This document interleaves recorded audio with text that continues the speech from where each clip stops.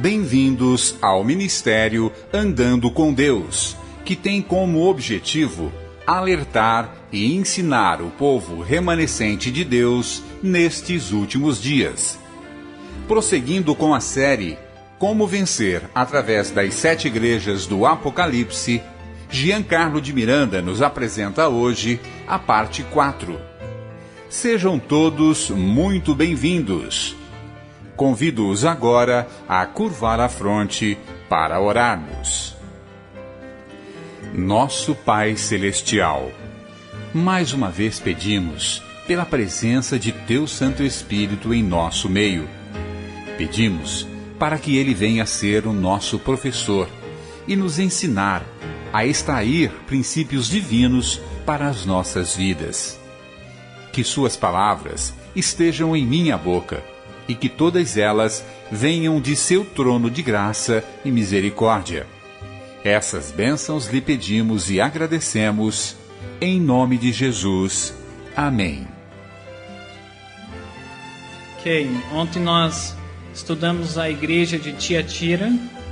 Vocês se lembram que corresponde ao período de 538 a 1798, conhecida como a supremacia papal, os 1260 anos que foram dados à Igreja Católica para se arrepender de suas obras.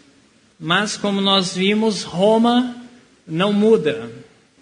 No ano de 1798 ela sofreu a ferida mortal, mas isso não significa que Roma mudou. As profecias dizem que uma vez mais Roma papal vai voltar a perseguir os servos de Deus.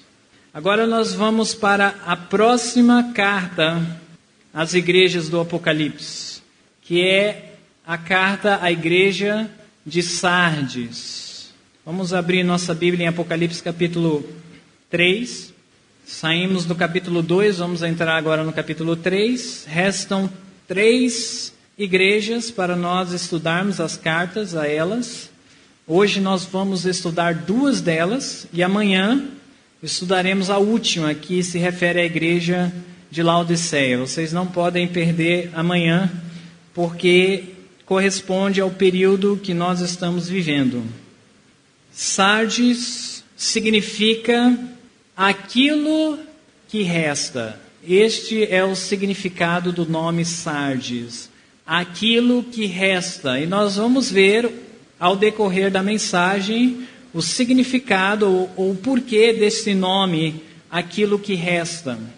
O período de Sardes é com o findar da supremacia papal, no ano 1798, que termina a igreja de Tiatira, e vai até o ano de 1833. O que aconteceu neste ano de 1833, para nós levarmos o período de Sardes até esta data? No ano de 1833, Guilherme Miller, que foi o originador do movimento millerita, ele publicou pela primeira vez um livreto que continha a doutrina das 2.300 tardes e manhãs. Foi quando ele tomou coragem e expôs de forma pública a mensagem das 2.300 tardes e manhãs. E ali começou-se um avivamento espiritual. Só que o período de Sardes não abrange o reavivamento espiritual do movimento millerita. Por isso que nós colocamos do ano 1798, o findar da igreja de Tiatira, estende-se até o início da igreja de Filadélfia, que retrata o avivamento do movimento millerita. Então houve alguns anos ali, e nós vamos ver o que aconteceu com a igreja cristã durante esse período. Sem se esquecer que também no ano de 1833 é uma data conhecida dos adventistas. Por quê? O que aconteceu de sobrenatural? Ok, a conhecida chuva de estrelas, principalmente no continente norte-americano, foi melhor visto. Estes eventos, a chuva de estrelas e a publicação das 2.300 tardes e manhãs em um livreto proporcionou o avivamento do movimento millerita, que não como eu já disse, corresponde com o período da igreja de Sardes. Dê uma olhada no verso 1 do capítulo 3, e ali diz assim: e ao anjo da igreja que está em Sardes escreve: isto diz o que tem os 7 Espíritos de Deus. Jesus Cristo apresenta-se para essa igreja como sendo aquele que possui, o que é que diz aí de novo? Os 7 Espíritos de Deus. Nós já vimos que esses 7 Espíritos está se referindo ao Espírito Santo e a sua obra com as 7 igrejas do Apocalipse. Lembra que o Espírito fala 7 vezes. Aquele que tem ouvidos, ouça o que o Espírito diz às igrejas. 7 vezes nós encontramos essa frase. Então, não existem 7 Espíritos Santos, é somente um. No entanto, ele faz uma obra completa com as 7 igrejas do Apocalipse, pois o número 7 significa plenitude, perfeição. Então, Jesus Cristo apresenta-se à igreja de Sardes como sendo aquele que tem o Espírito Santo, aquele que pode nos oferecer o Espírito Santo.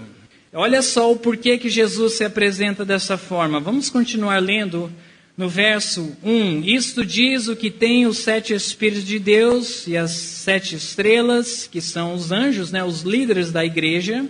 Conheço as tuas obras, que tens nome de que... O que diz a próxima palavra?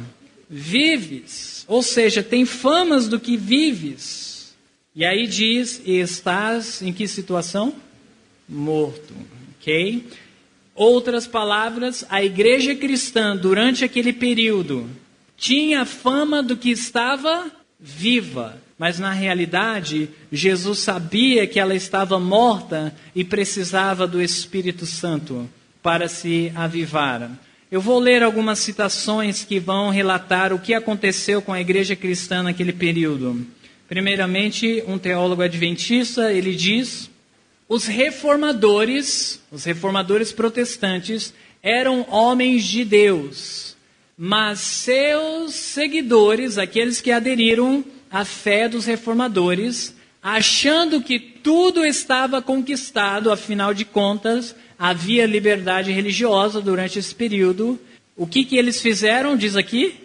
Acalmaram-se para organizar a religião.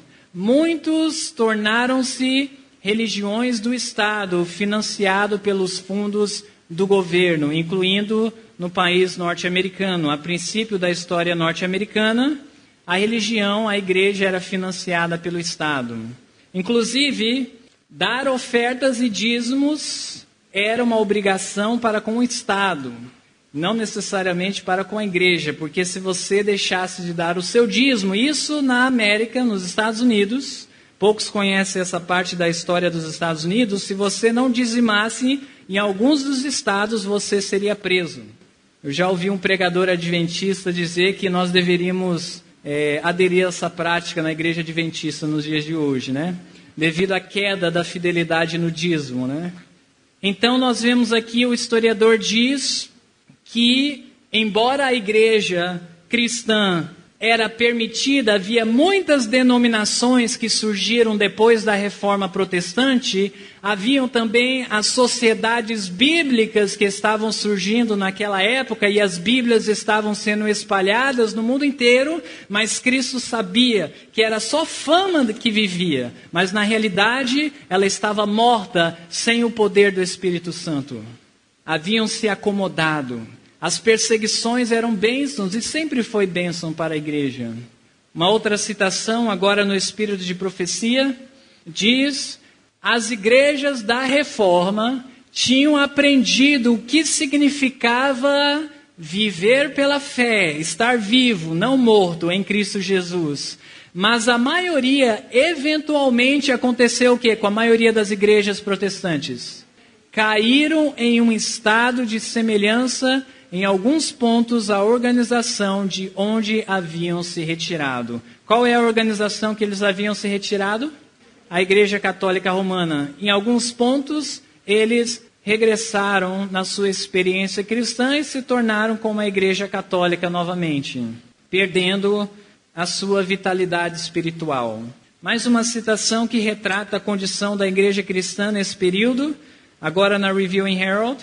diz o Espírito de profecia, tens nome que vives. Ela está citando o versículo 1 que nós lemos do capítulo 3 de Apocalipse. E estás morto. Você não teve a vital influência de quem? Por que a igreja está morta? Porque não tem a influência do Espírito Santo. Viu o porquê Jesus diz, eu sou aquele que tem os 7 Espíritos de Deus? Porque é exatamente o que a igreja necessitava naquele período. A influência do poder do Espírito Santo operando no coração. Isso não seria diferente para nós, para aqueles que estão mortos na fé, que precisam ser reavivados, pois essa é a nossa mensagem hoje, começando de cima da liderança. Reavivamento e reforma. O que nós precisamos é do Espírito Santo atuando em nosso coração. Continuando, o qual é abundantemente providenciado para todos que em fé faz demandas dele. Pela fé nós podemos obter o dom do Espírito Santo. Olha só o que acontece com a igreja aqui de Sardes, voltando para a Bíblia no capítulo 3. Olha o verso 2. Sê vigilante e confirma os restantes. Nós vamos falar sobre isso daqui a pouco, que estavam para morrer, porque não achei as tuas obras. O que aconteceu com as obras de Sardes? Não eram o quê? Perfeitas diante de Deus. Então uma coisa eu sei, a igreja de Sardes está com alguns probleminhas. Problema número 1, ela precisa do Espírito Santo. No entanto, para ter o Espírito Santo, ela precisa clamar o Espírito Santo pela fé. Então ela está com problema de falta do Espírito Santo e não está exercitando a sua fé para clamar a promessa do Espírito. Problema número 3 na igreja de Sardes. Qual é o problema das obras dela? Não é perfeita diante de Deus. Então o problema é falta do Espírito, não está exercendo a fé e suas obras estão deficientes. O problema é que fé sem obras é morta. E Cristo diz, tem famas que vive, mas estás morto. Ela pode até ter fé, mas não está exercendo para, pelo poder do Espírito Santo, ter as obras perfeitas diante de Deus. Seu problema é as obras. Sua fé não é o suficiente para produzir boas obras.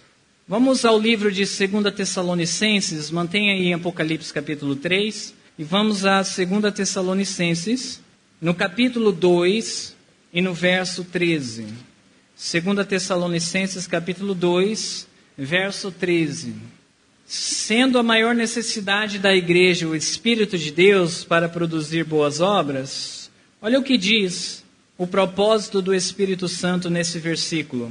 Verso 13 do capítulo 2, mas devemos sempre dar graças a Deus por vós, irmãos amados do Senhor, por vos ter Deus elegido desde o princípio para a salvação. Olha só o que diz no final do verso, que a salvação é em santificação. Quem é que nos santifica? Do Espírito e fé na verdade. Então, essa igreja, a igreja cristã nesse período, ela necessita ser santificada pelo Espírito Santo. 2 Timóteo, capítulo 2, verso 21. 2 Timóteo, capítulo 2, e o verso 21. Ali diz, de sorte que se alguém se purificar dessas coisas, será vaso para a honra. Aí vai falar da santificação de novo. Santificado, idôneo para o uso do Senhor e preparado para toda boa obra. Ou seja, aquele que está santificado, ele é preparado para toda boa obra. Colocando tudo junto, se eles clamarem o Espírito Santo pela fé, eles vão ser santificados, e se forem santificados, estarão preparados para boas obras. Ou seja, as boas obras é uma manifestação do que o Espírito está operando no coração do homem. Amém? Por isso, nós não somos salvos pelas obras, mas nós não seremos salvos sem elas, porque quando nós somos salvos, ou seja, pelo sacrifício de Cristo e a operação do Espírito, a consequência natural é manifestar em boas obras. De novo, o verso 2 de Apocalipse, capítulo 3. Ali diz assim: sê vigilante, ou seja, esquadrinha o seu coração e confirma os restantes que estavam para morrer. Esses restantes aí que estavam para morrer na igreja cristã durante esse período, nada mais é do que o que eles receberam da fé protestante, dos reformadores, que é a mensagem da justificação pela fé. Deus diz que eles deveriam manter o que eles haviam recebido, o que restava na sua experiência. Olha só o verso 3, confirma isso. Lembra-te, pedindo para que eles se recordem do que eles receberam. Pois do que tens recebido e ouvido. O que eles receberam e ouviram foi justamente a pregação dos reformadores protestantes. Lembram que eram homens de fé, homens movidos pelo Espírito, embasados na palavra de Deus, com fé viva, cheios do Espírito. Lembra-te dessas coisas que ouvistes e recebeste, e arrepende-te, diz o verso 3, para que saiam dessa condição morta. No verso 3, ainda continuando o restante do verso, diz assim: e se não vigiares, virei sobre ti como um ladrão, e não saberás a que horas sobre ti virei. Vocês vão observar que à medida que nós nos aproximamos do juízo investigativo, porque aqui nós já estamos no ano 1798 até 1833, as igrejas estão cada vez mais chegando próximo do juízo. Jesus vai utilizar uma linguagem que faz referência ao juízo investigativo. Vocês estão acompanhando até agora? Nós vamos ver isso mais e mais na carta às igrejas. Ele utilizando linguagem que faz referência à sua obra no lugar santíssimo. Ele diz a essa igreja que se eles não cuidarem, não se arrependerem, ele virá sobre eles como ladrão. Geralmente nós adventistas interpretamos essa frase, Jesus vindo como ladrão, para a segunda vinda de Cristo. E eu jamais negaria isso, porque nós podemos encontrar isso também na palavra de Deus. Mas não se limita somente a isto. Nós vamos ver que essa expressão, Cristo vindo como um ladrão, se refere também à sua obra no Santíssimo. Principalmente o fechamento da porta da graça, que ele diz que virá como ladrão. Muitos não notarão quando a porta da graça fechar. Acabará o período de graça e muitos estarão descuidados, continuando trabalhando, fazendo as suas coisas, vivendo como se fosse que nada aconteceu lá em cima. Mas Cristo veio como ladrão no sentido de decidir o caso de todos e nem perceberam. Olha só, eu vou ler uma citação do Espírito de Profecia e vou introduzir talvez um conceito novo para alguns. Mas o que eu quero extrair da citação que nós vamos ler é que a vinda de Jesus para o Santíssimo, a vinda de Jesus para onde eu falei? Para o Santíssimo, a linguagem para referir-se dessa vinda é semelhante à linguagem para referir-se da segunda vinda de Cristo. Entenderam o que eu falei? A linguagem bíblica, ao referir-se da vinda de Cristo para o Santíssimo, é muito semelhante da linguagem de Cristo na sua segunda vinda. A linguagem é tão semelhante que os mileritas, incluindo o originador do movimento milerita, Guilherme Miller, eles confundiram a vinda de Cristo para o Santíssimo como sendo a vinda de Cristo para a terra, porque a linguagem é muito semelhante. E eu quero mostrar isso para vocês, para que nós não venhamos a confundir, possamos discernir o que significa Cristo vindo. Depende do contexto. Às vezes é Cristo vindo para o Santíssimo. Olha só o que diz na palavra inspirada. A vinda de Cristo ao lugar santíssimo, como nosso sumo sacerdote para a purificação do santuário, a que se faz referência em Daniel 8,14, a vinda do Filho do Homem ao ancião de dias, que é lá no Santíssimo, conforme se acha apresentada em Daniel 7,13. Veja comigo como que Daniel apresenta a vinda de Cristo no Santíssimo. Lá em Daniel 7,13. Marca aí em Apocalipse, porque eu quero que vocês vejam a semelhança da linguagem, embora são eventos diferentes. Daniel capítulo 7, e no verso 13, depois de dizer que os livros foram abertos e começou-se o juízo, diz no verso 13: e eu estava olhando nas minhas visões da noite, e eis que vinha, de que forma que vinha? Nas nuvens do céu. Alguns direm, olha aí, a segunda vinda de Cristo. Mas será que é a segunda vinda? Ele está vindo para onde no verso 13? Como filho do homem, dirigiu-se ao ancião de dias e o fizeram chegar até o ancião de dias. Pergunto para vocês, no contexto, onde é que o ancião de dias, Deus Pai, estava localizado? No Santíssimo, e Cristo vem nas nuvens do céu, não para a terra, mas para o Santíssimo, na presença do ancião de dias. Então, notem que a linguagem é muito semelhante, não podemos confundir. Continuando. E a vinda do Senhor a seu templo, predita por Malaquias, no capítulo 3, a partir do verso 1, são descrições do mesmo, o que diz aqui? Acontecimento, uma linguagem também que se refere a Cristo vindo, mas é para o Santíssimo. E isso é também representado pela vinda do esposo ao casamento, descrita por Cristo na parábola das 10 virgens de Mateus 25, ela dando a interpretação primária dessa parábola, que quando Jesus veio para o Santíssimo e as virgens que entraram com ele, refere-se aos adventistas que pela fé entraram com Cristo no Santíssimo. E a linguagem é como se fosse Cristo vindo pela segunda vez, mas não é Cristo vindo pela segunda vez. É Cristo indo para o Santíssimo. A interpretação primária, é claro, da parábola. Ok, então Cristo já usando linguagem do juízo investigativo para a igreja de Sardes, pois elas necessitavam arrepender-se. Mas nem tudo está perdido para essa igreja. Vamos ver o que diz no verso 4. Existem alguns fiéis nela durante esse período da história da igreja cristã.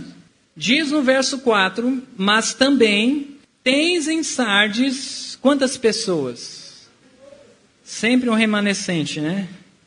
Algumas poucas pessoas que não contaminaram suas vestes ou seu caráter, e comigo andarão de branco, porquanto são, qual é a próxima palavra? Dignas. A palavra de Deus diz que aqueles que não se contaminaram e que andarão com Cristo de branco, elas são dignas. O que significa ser digno de acordo com as Escrituras? Vou mostrar uns versinhos para vocês que fala justamente sobre isso.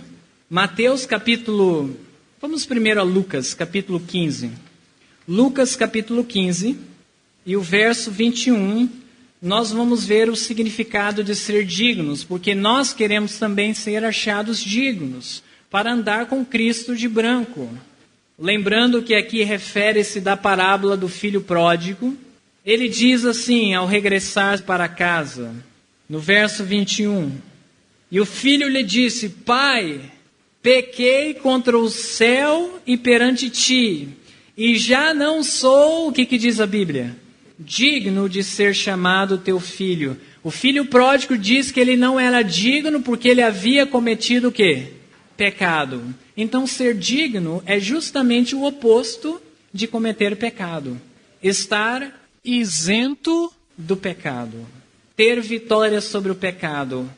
É isso que pode nos tornar dignos. Logicamente, pelo sangue do Cordeiro, nós podemos obter essa vitória.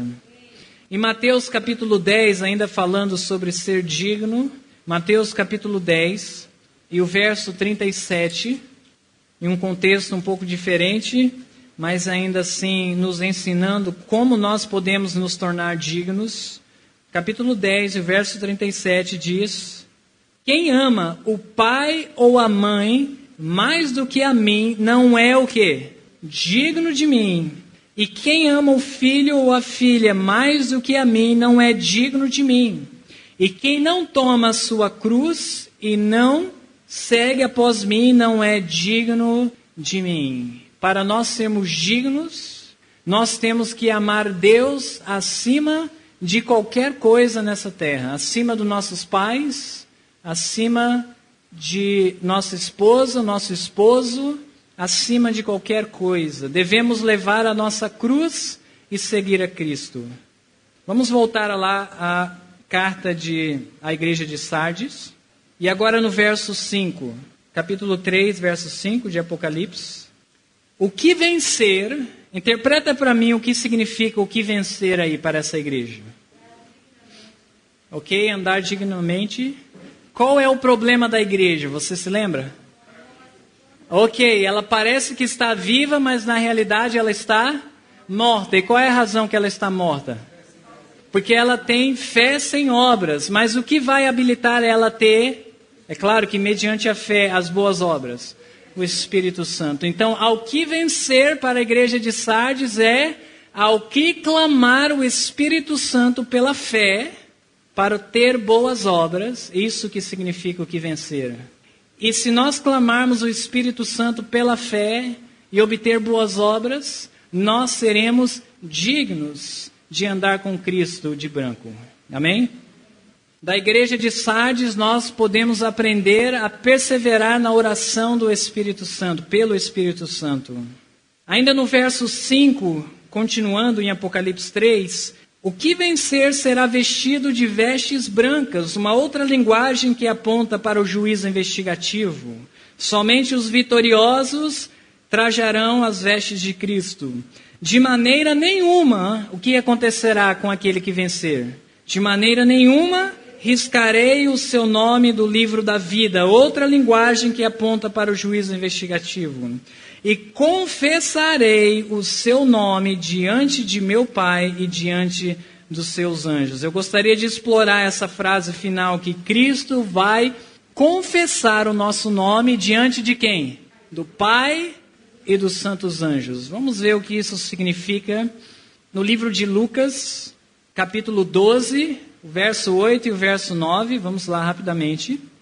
Lucas, capítulo 12, do verso 8 ao verso 9, vai nos dizer o que significa Cristo confessar o nosso nome diante do Pai e dos santos anjos. Diz ali: e digo-vos que todo aquele que me confessar diante dos homens, também o Filho do Homem o confessará diante dos anjos de Deus.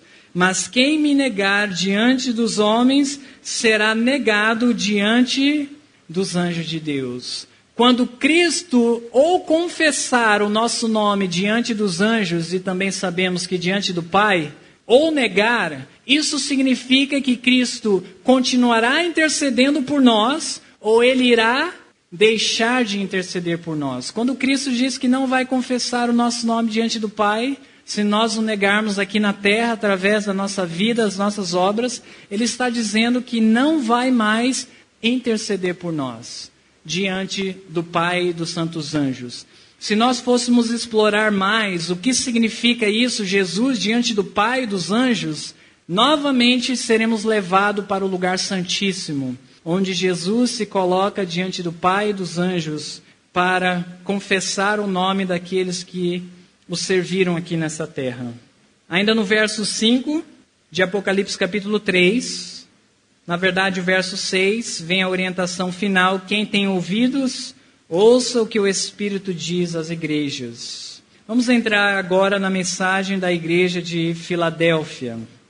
A igreja de Filadélfia vai do ano 1833, quando, como eu disse anteriormente, Guilherme Miller, pela primeira vez, publica um livreto contendo a mensagem das 2.300 tardes e manhãs, e ali começa um avivamento espiritual, da qual não foi testemunhado de tamanho poder durante aquele século, e vai até 1844, onde termina esse grande avivamento com o que nós conhecemos, o grande desapontamento, quando Cristo não regressou a essa terra no ano previsto.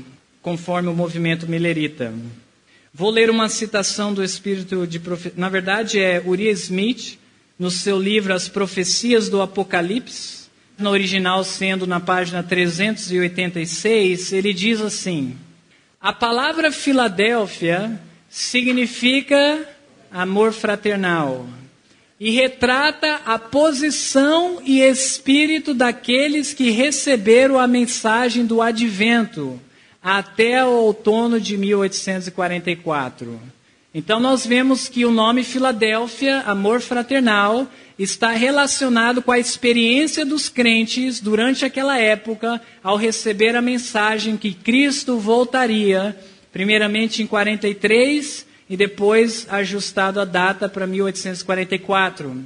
Ao saírem das igrejas sectárias das diferentes denominações que existiam na época, cristãs e protestantes, pois eles não aderiram à mensagem adventista, deixaram atrás de si nomes e sentimentos partidários, suas reputações, seus cargos, e todos os corações que aderiram à mensagem batiam em, olha só a palavra que é utilizada aqui, uníssono.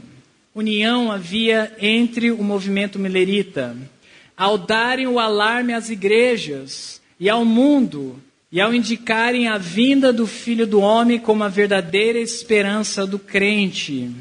O egoísmo e a cobiça eram postos de lado. Parecia o que tinha acontecido com a igreja apostólica. Todos vendiam as suas propriedades, os seus pertences para investir na proclamação da mensagem. E era alimentado um espírito de consagração e sacrifício. O Espírito de Deus estava em cada verdadeiro crente, ou seja, atendeu ao apelo feito à igreja de Sardes, que eles deveriam receber o Espírito Santo e ser avivados novamente. E o seu louvor em cada língua. Os que não se encontraram naquele movimento nada sabe do profundo exame de coração, consagração completa a Deus, paz, alegria do Espírito Santo e o puro e fervoroso amor mútuo que os verdadeiros crentes então desfrutavam. Os que pertenceram àquele movimento sabem que a linguagem não consegue descrever aquele santo e feliz estado. Armand White diz que o movimento adventista, ao referir-se ao movimento milerita, começou com um grande sacrifício. Só que ela termina a citação dizendo que a nossa obra, ela terminará com sacrifícios ainda maiores do que os pioneiros da igreja adventista. Que Deus possa colocar esse sentimento em nosso coração, de sermos avivados, estarmos dispostos a sacrificar pela obra de Deus, fazer o nosso melhor para proclamar a mensagem do advento.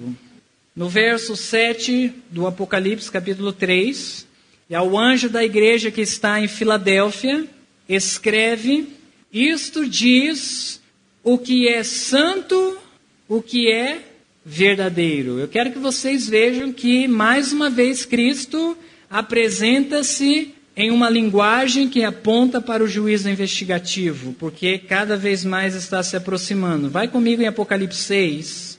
Em Apocalipse 6 e o verso 10, usa a linguagem semelhante ao que nós lemos da apresentação de Cristo, santo e verdadeiro. Diz assim: e clamavam com grande voz, dizendo: até quando? Quais são as duas próximas palavras aí? Diz ali: ó verdadeiro e santo dominador, não julgas e vingas o nosso sangue dos que habitam sobre a terra. Vê que o título santo e verdadeiro está associado com Deus julgando e vingando. Vamos voltar aí a Apocalipse capítulo 3. Cristo apresenta-se como aquele que pode julgar e que pode vingar. Ele continua dizendo no verso 7... o que tem a chave de Davi, o que abre e ninguém fecha, e que fecha e ninguém abre. Então ele apresenta como sendo aquele que tem uma chave que pode abrir. E o que seria isso que ele abriria? No verso 8 diz: conheça as tuas obras. Eis que diante de ti pus uma porta aberta. Então, o que Jesus diz para a igreja de Filadélfia é que existe uma porta diante deles. Que porta era essa que estaria diante da igreja de Filadélfia? Lembra-se que nós estamos vivendo do ano 1833 a 1844. Qual seria essa porta que estaria aberta diante deles? A porta do Santíssimo. Mas quem é que tem a chave de Davi para abrir essa porta? Jesus, ele é que tem a chave de Davi para abrir essa porta. Agora, eu gostaria de explorar aqui com vocês por que essa chave é chamada a chave de Davi. Vamos ao livro de Lucas, capítulo 1. Lucas, capítulo 1. Considerem o fato de quem tem a chave é aquele que tem a autoridade. É aquele que está no controle. Em Lucas, capítulo 1, a partir do verso 31 até o verso 33, vamos entender por que essa chave diz que é a chave de Davi.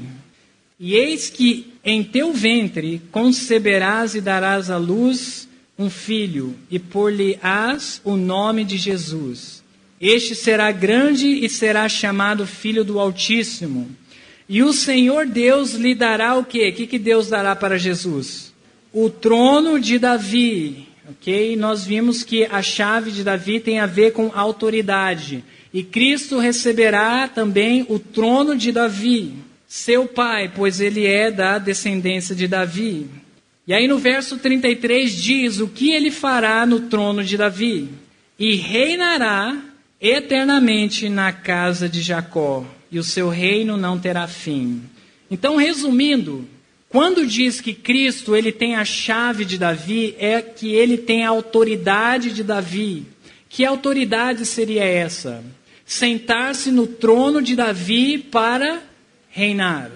Agora, vamos ver na Bíblia qual seria a função de um rei, visto que Jesus é descendente de Davi e herda o trono e autoridade de Davi. No livro de 1 Samuel, capítulo 8, vai nos mostrar qual seria a função de um rei. 1 Samuel, capítulo 8, e no verso 19 e também no verso 20. Existem outros versos que falam da mesma coisa, mas vamos ler só esse de Samuel, capítulo 8, do verso 19 a 20, diz: E nós também seremos como todas as outras nações, quando os israelitas queriam um rei sobre eles. E o nosso rei fará o quê? O que o rei fará? Qual é a função do rei aí, segundo os israelitas? Nos julgará. Qual é o papel do rei então? Julgar. Não precisam abrir, mas Isaías 33, verso 22, diz a mesma coisa. O papel do rei seria julgar. Cristo tendo a chave de Davi para abrir a porta do Santíssimo, ele está dizendo: eu tenho autoridade para julgar. Outra linguagem que aponta para o juízo investigativo. Vamos voltar lá em Apocalipse capítulo 3. No verso 8, conheço as tuas obras, eis que diante de ti pus uma porta aberta, e ninguém pode fechar. Tendo pouca força, aqui vem o elogio para a igreja de Filadélfia. Na verdade, não existe uma condenação para essa igreja. Aos fiéis dessa igreja diz assim: tendo pouca força, no final do verso 8, guardaste a minha palavra e não negaste o meu nome. Vamos ver o que isso significa para nós, porque nós queremos ter a mesma recomendação que Cristo fez à igreja de Filadélfia. Queremos guardar a palavra de Deus. Em Salmo capítulo 119, vamos abrir lá em Salmo, no capítulo 119, no verso 11, um verso conhecido de nós. Davi, falando da sua experiência em obter vitória sobre o pecado, ele diz: escondi, ou se você preferir, guardei a tua palavra no meu coração para eu não pecar contra ti. Então, quando Cristo diz que a igreja de Sardes guardou a minha palavra, isso significa que a igreja de Sardes estava tendo uma experiência vitoriosa, vitória sobre o pecado. Porque quando Davi disse que guardou a palavra do Senhor, ele não pecou contra o Senhor. Vamos voltar lá em Apocalipse capítulo 3. Eu vou ler uma citação para nós, também do Espírito de Profecia, que vai falar sobre essa porta do verso 8, que está aberta, da qual ninguém pode fechar. Diz assim: vi que Jesus havia feito o que aqui? Fechado a porta de qual compartimento do santuário? Do lugar santo. E que nenhum homem poderia abri-la. E que ele havia aberto a porta para o Santíssimo. E que homem algum podia fechá-la. Entre parênteses, ela cita Apocalipse 3, verso 7 e o verso 8, interpretando a carta à igreja de Filadélfia, que aquela porta se refere à porta do Santíssimo. E que uma vez que Jesus abrir a porta para o Santíssimo, onde está a arca, os mandamentos têm estado a brilhar para o povo de Deus. Eles estão sendo testados sobre a questão do sábado. Uma vez que Cristo entra naquela porta, nós seremos testados nos mandamentos de Deus. Os inimigos da verdade presente têm estado procurando abrir a porta do lugar santo, a qual Jesus fechou, e fechar a porta do lugar santíssimo, que ele abriu em 1844, no qual está a arca contendo as 2 tábuas de pedra, onde estão os 10 mandamentos escritos pelo dedo de Jeová. Primeiros escritos da página 42 à página 43. No verso 8 ainda, ao falar sobre guardaste a minha palavra, nós já vimos que Davi mostrou que quando ele fez isso, ele obteve vitória sobre o pecado. Eu gostaria de ir agora em Salmo 119, novamente, agora no verso 101. Vamos voltar lá. Salmo 119 e o verso 101. Olha só o que é necessário para nós guardarmos a palavra do Senhor. Não basta só desejarmos guardá-la, sabermos o que ela fala, mas diz no verso 101, desviei os meus pés de todo o caminho mau, para fazer o quê? Guardar a sua palavra. Para guardar a palavra de Deus, nós precisamos desviar de todo o caminho mau. Lucas capítulo 8, verso 15. Vamos lá em Lucas capítulo 8, verso 15. O que acontece então para aquele que se desvia do mal e guarda a palavra do Senhor? Lucas capítulo 8, o verso 15, a parábola do semeador que representa a palavra de Deus sendo semeada, diz no verso 15, e a quem caiu em boa terra, a semente da palavra de Deus, esses são os que ouvindo a palavra e conservam num coração honesto e bom, e dão, o que acontece para aqueles que conservam a palavra de Deus no coração? Dão fruto com perseverança. Então, todo aquele que desvia-se do mal para guardar a palavra de Deus, ele produzirá fruto em abundância. No livro de João, capítulo 15, e no verso 8, e vai dizer o que nós fazemos quando nós produzimos fruto, que é, na verdade, o caráter de Deus sendo manifestado em nossa vida, o fruto do Espírito. Em João capítulo 15, verso 8, diz, nisto é glorificado meu Pai. E nós sabemos que glorificar a Deus é refletir o seu caráter.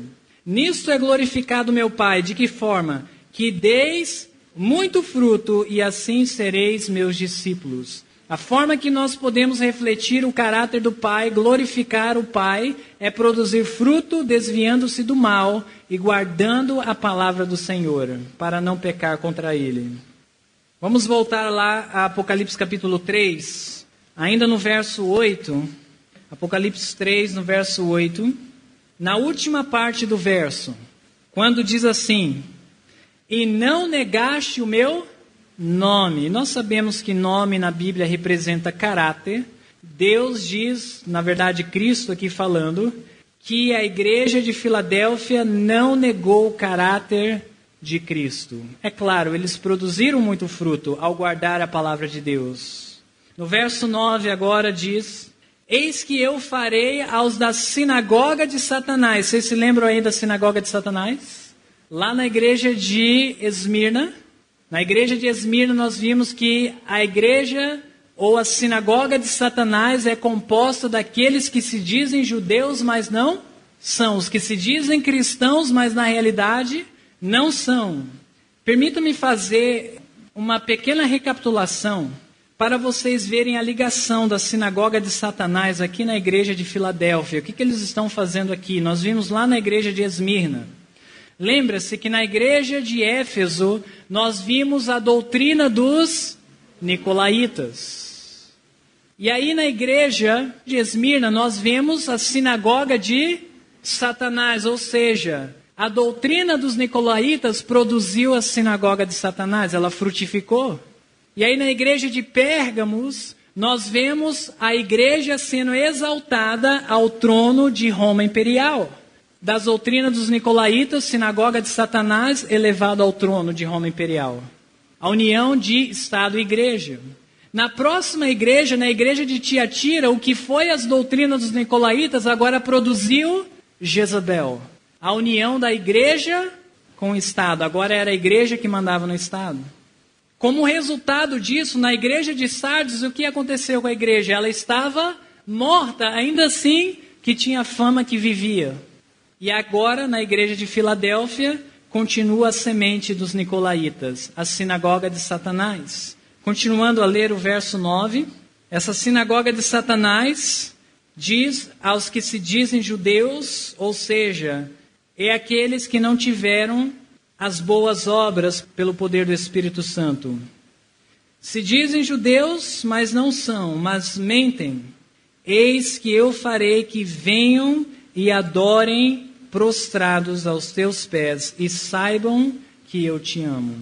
Essa sinagoga de Satanás, na época da igreja de Filadélfia, corresponde aos crentes daquela época que rejeitaram a mensagem do advento, a mensagem do movimento milerita. Todas aquelas denominações que rejeitaram a mensagem de Guilherme Miller representam a sinagoga de Satanás. Agora, essa promessa que Cristo faz, que essas igrejas irão adorar o povo de Deus aos seus pés, ela se cumprirá na próxima fase da igreja cristã.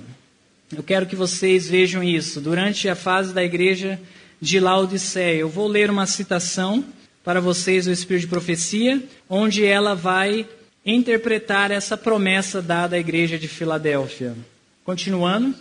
Os 144.000, estamos abrangendo o período de tempo da igreja de Laodiceia, já no tempo de angústia, estavam todos selados e perfeitamente unidos. Em sua testa estava escrito, Deus, Nova Jerusalém, e tinha uma estrela gloriosa que continha um novo nome de Jesus. Por causa de nosso estado feliz e santo, os ímpios enraiveceram-se e arremeteram violentamente para lançar mão de nós, perseguição dos justos no tempo de angústia, a fim de lançar-nos à prisão, quando estendemos a mão em nome do Senhor e eles caíram indefesos ao chão. Foi então que a sinagoga de Satanás, que ainda vai perdurar durante a época de Laodiceia, conheceu que Deus nos havia amado, que lavávamos os pés uns dos outros e saudávamos os irmãos com o ósculo santo. E fizeram o que a sinagoga de Satanás? E adoraram aos nossos pés. Lembra que eu falei para vocês as promessas dadas à igreja, ou ela se cumpre no reino de glória, quando Jesus voltar, ou ela se cumpre na próxima fase da igreja. E essa promessa, que aquelas denominações que rejeitaram a mensagem milerita, adoraria os fiéis aos seus pés, se cumprirá no tempo de angústia, durante o período da igreja de Laodiceia. No verso 11 agora diz assim, eis que venho sem demora, uma outra linguagem que aponta para a vinda de Cristo para onde? Agora você já sabe, para o Santíssimo. Lembra-se que a linguagem está sempre apontando para o Santíssimo. Chave de Davi, porta aberta diante de vós. Verdadeiro e santo. E agora ele diz, eis que venho sem demora para o Santíssimo. Continuando no verso 11, guarda o que tens, para que ninguém tome a tua coroa. A quem vencer, interpreta para mim a quem vencer aqui para essa igreja. Ok? Eu diria até que seria de forma subjetiva os que não tiverem pecado. Ao que vencer aqui seria aqueles que aderirem à mensagem do advento e resistirem à prova que viria sobre eles. Veja só que Jesus menciona de um teste que viria sobre eles. Continuando a ler o verso 10, o que diz: como guardaste a palavra da minha paciência, também eu te guardarei da hora da tentação. Que tentação é essa que Cristo iria guardar os crentes durante aquele período do movimento milerita?